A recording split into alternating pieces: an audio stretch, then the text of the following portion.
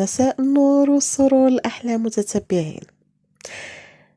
نتمنى تكونوا بخير وعلى خير في أحسن الظروف والأحوال. اليوم جيتكم بقصة الأخت غيتا اللي جاية طالبة منا الإغاثة وطالبة منكم النصيحة والرأي ديالكم، وما تنسوهاش عافاكم من تعاليق اللي يكونوا فيهم الرأي ديالكم، آراءكم، نصائحكم. كذلك ما تنسوش تبارطاجيو هذه القصة على نطاق واسع، ونخليكم تسمعوا القصة ديال الأخت غيتا بلسان ديالي وكملوا القصة للآخر باش تعرفوا أحداث كاملة. السلام عليكم. أنا غيتا كبرت وعشت في وسط عائلة الحمد لله ما عندناش وما خصناش. الأب ديالي كان طاشرون والأم ديالي كانت ربة بيت. الحمد لله كنت انا هي الكبيره في خوتي. تزاديت في واحد الوقيته اللي كان الوالد ديالي شويه بدات اموره كتيسر. الحمد لله مورايا جاو 3 ديال الوليدات، ومن بعد الحمد لله الام ديالي حبست. يعني كان المجموع ديالنا 4 وكنت انا هي البنت اللي عندهم. الحمد لله. بقات الامور ديالنا غاديه بخير وعلى خير. الوالد ديالي كيخدم، الام ديالي في الدار، حنايا كنا كنقراو حتى النهار اللي غادي تجي عندنا واحد الاخت غتدق علينا وتخرج عندها الوالده ديالي. فاش قالت لها شكون نتيا، قالت لها انا هي ان شاء الله اللي غادي نكون شريكتك. قالت لها بحالاش؟ قالت لها انا الزوج ديالك حبلني وهذه هي البنيته ديالي، ودابا جيت طالبه منه باش يدخلها في الحاله المدنيه، وجيت وكذلك جيت باش يلقى لي السكن، حيت من نهار حبلني مشى ما وليت شفتو. الام ديالي تما غادي تصدم، وهنا غادي يبداو المشاكل ديالها مع الاب ديالي، وحنا كذلك غادي نشهدوا على هاد المعاناه ديال الام ديالي وعلى الاب اللي كان يعني عينيه زايغين.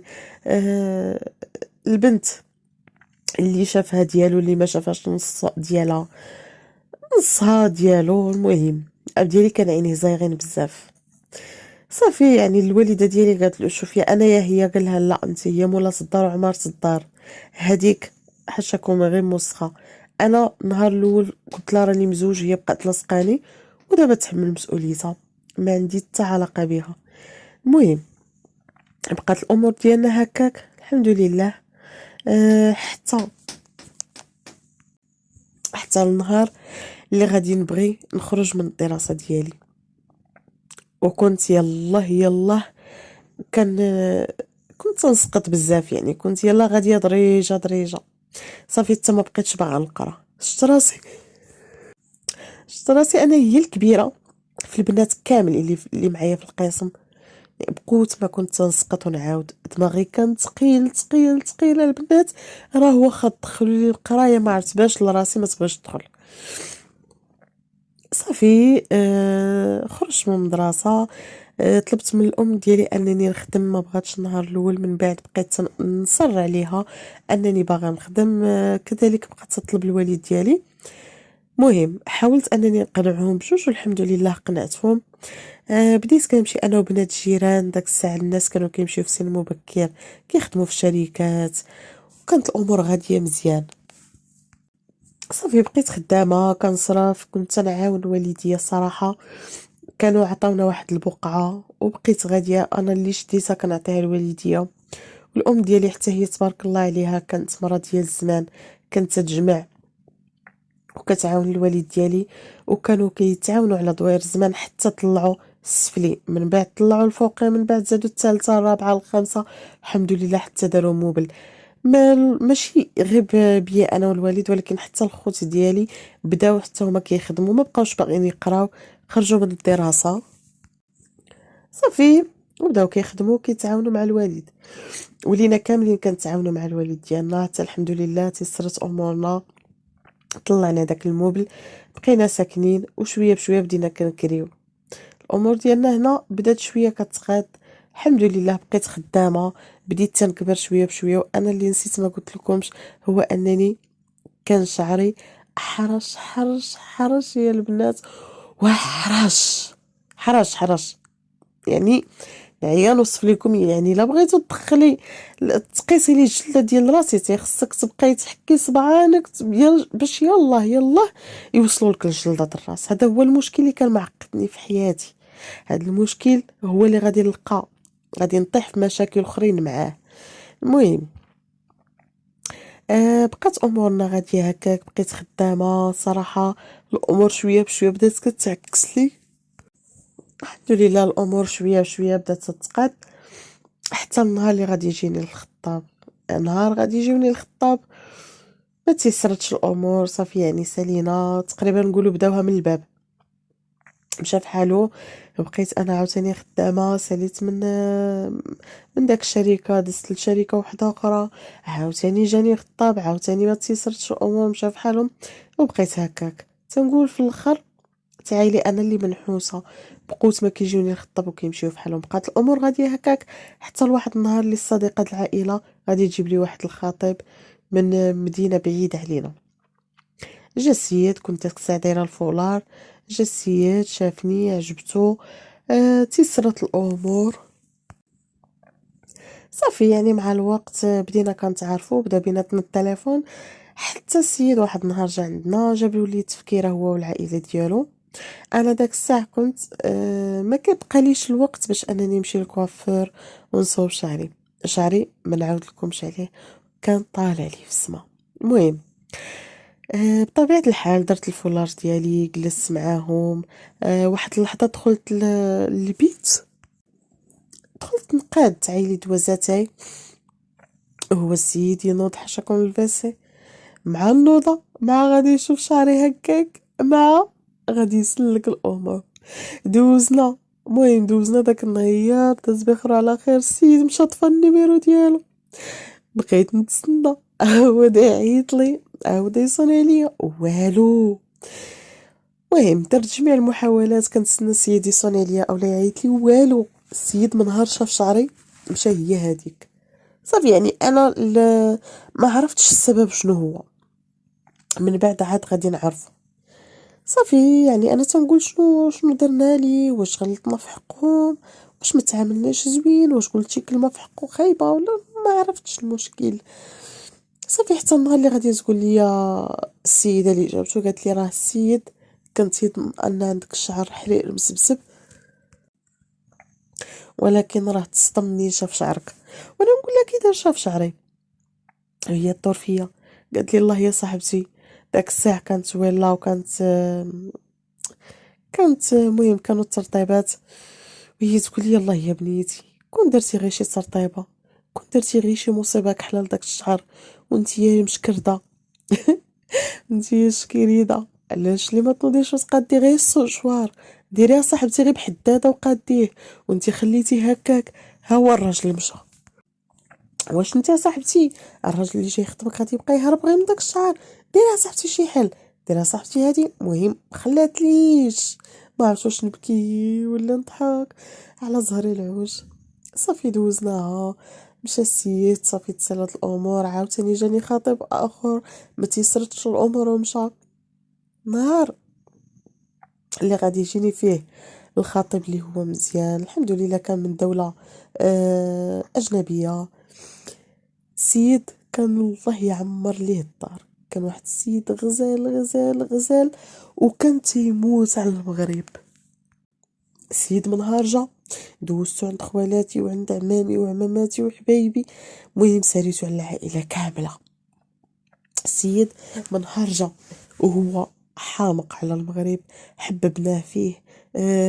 تنهبطو يعني كنديه ما خليت فين ساريتو، تسالينا المدون الحمد لله تيسرت الامور. وبطبيعه الحال كنمشيو حنا وخوتي، هادشي كنا مازال ما دايرينش العقد، كنا كنمشيو حنا وخوتي الولاد. كانت كذلك الام والاب ديالي، لان السيد جا خطبني صافي تيسرت الامور مشى فحالو، ولا جا النوبه الثانيه يعني من بعد شهور. رجع في داك الرجعه اللي رجع صافي جا باش يدي الوراق ديالي، لانه كان علمني قال لي وجدي الوراق ديالك.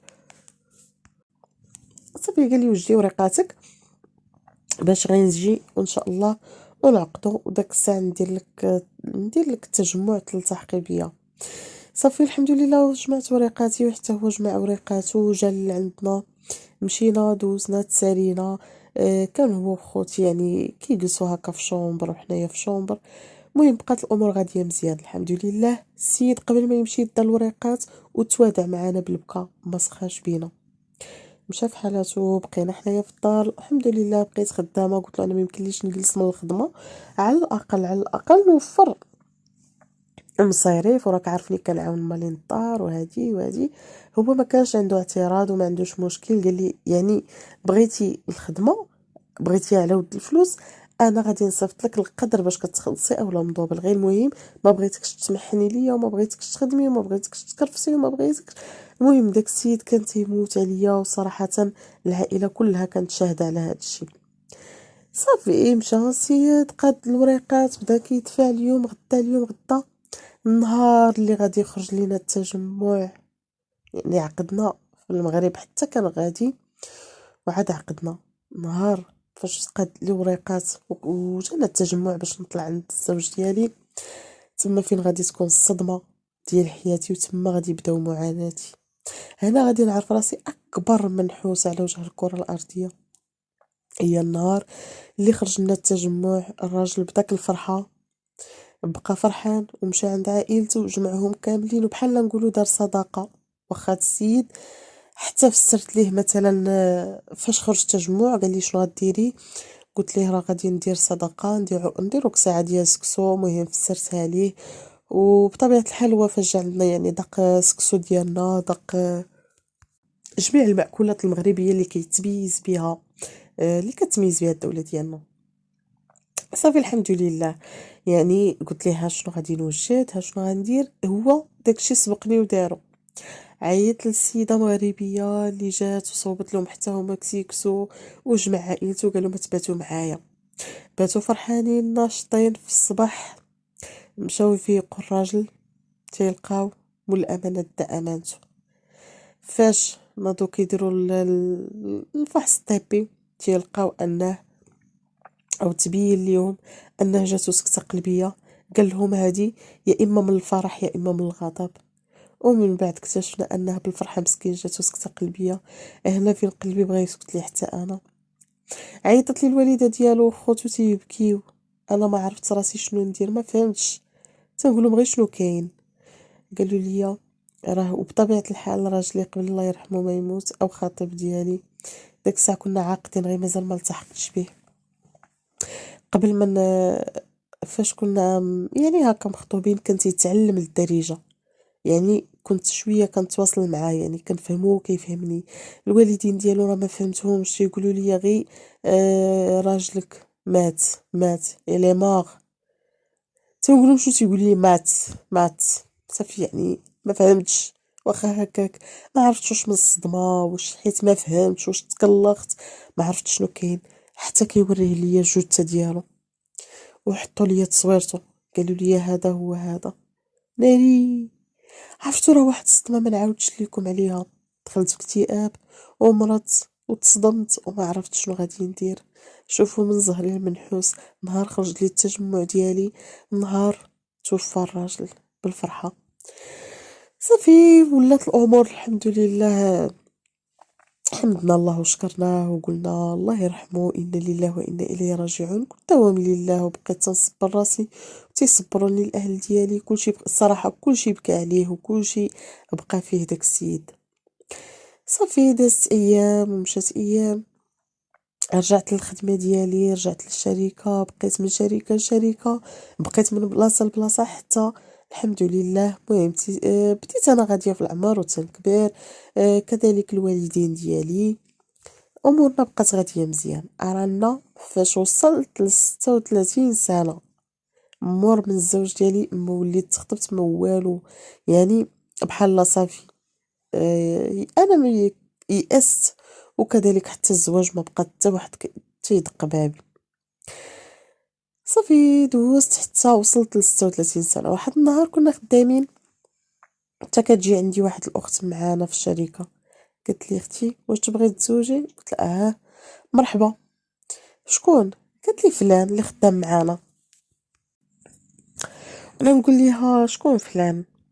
قالت لي السيد اللي خدام معنا في البوست الفلاني. قلت لها شنو هما الشروط مثلا ولا هادي؟ قالت لي شوفي السيد باغي يتزوج، ما قلنالوش حنا بالضبط شكون، انا غير جيت سولتك وقلت نقترح هاد الفكره، وعلاش لا الا ما كنتوش زعما الا كنت فهمتو علاش لا لي ما تزوجوش.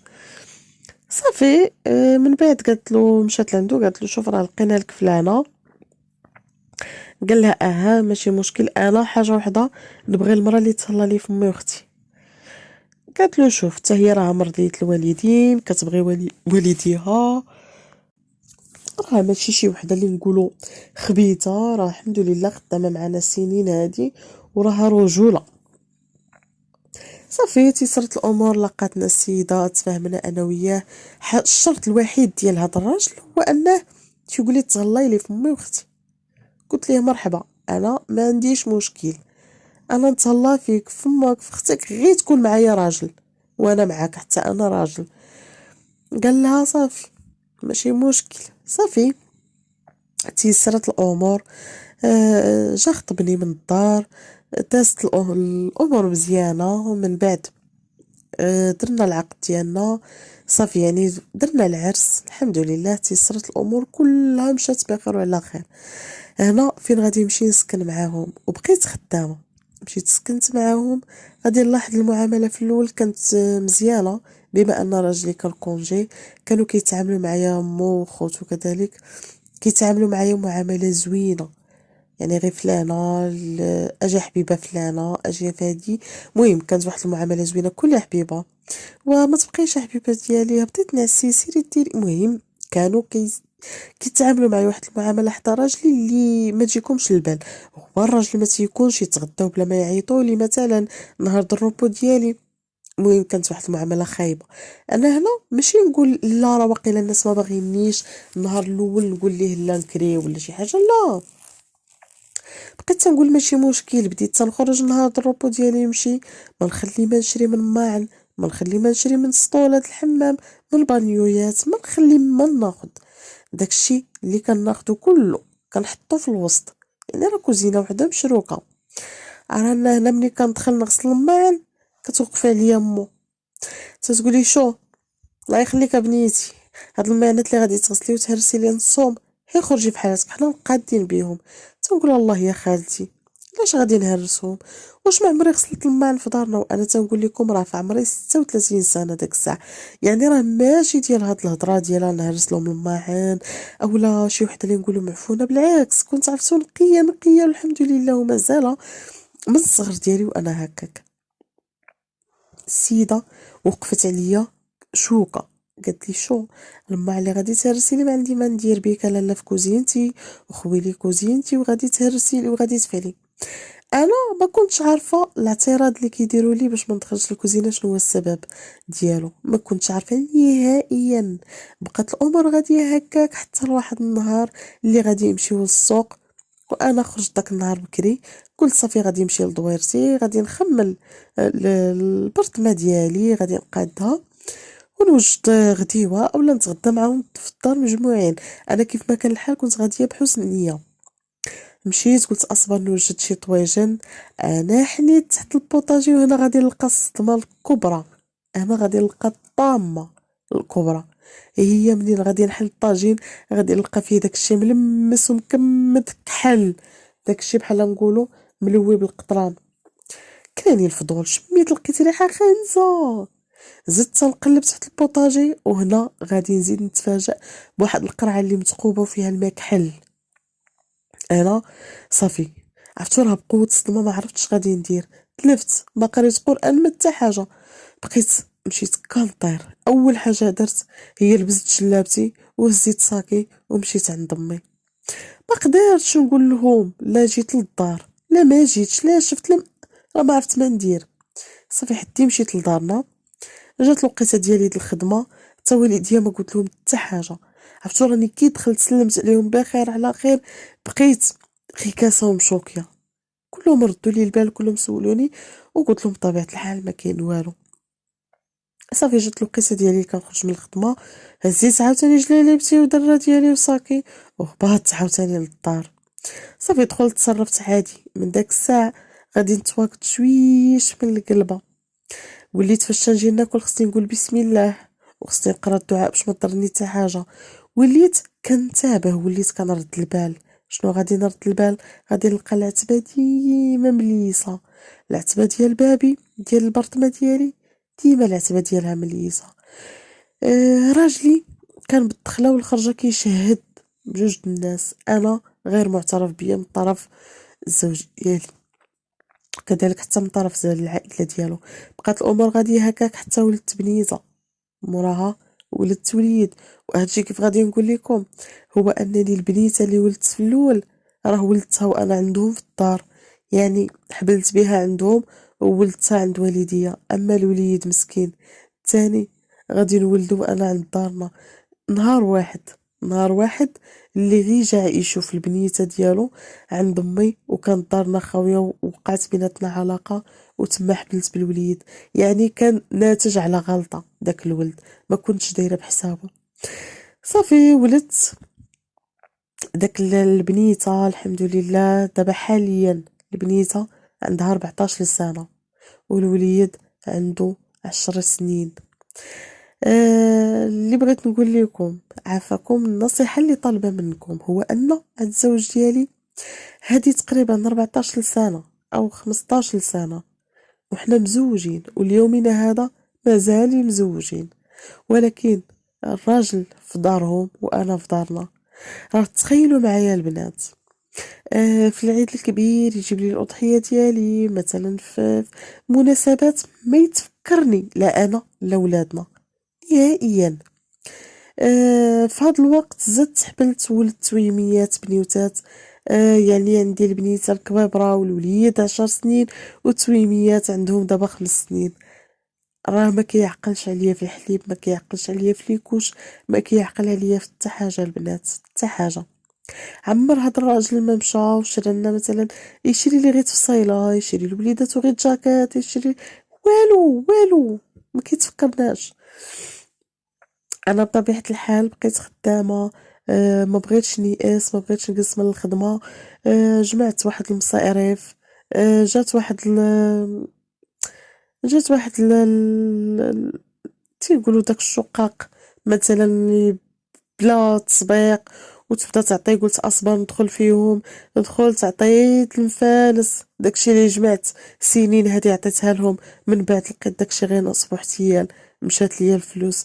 بقيت الله الله، ما انا بفلوسي، ما انا بداري، ما انا بتا حاجه. الحمد لله، الحمد لله ونشكروه. دابا اللي جيت طالبه منكم النصيحه، واش نمشي نرفع الدعوه ديال الطلاق او لا ندوي معاه؟ كيف غادي نقول لكم، راه سبق الوالدين ديالي دواو معاه على الدار، قال لهم انا ما يمكن ليش نفرط في الام ديالي وفي اختي وفي خواتاتي وداكشي.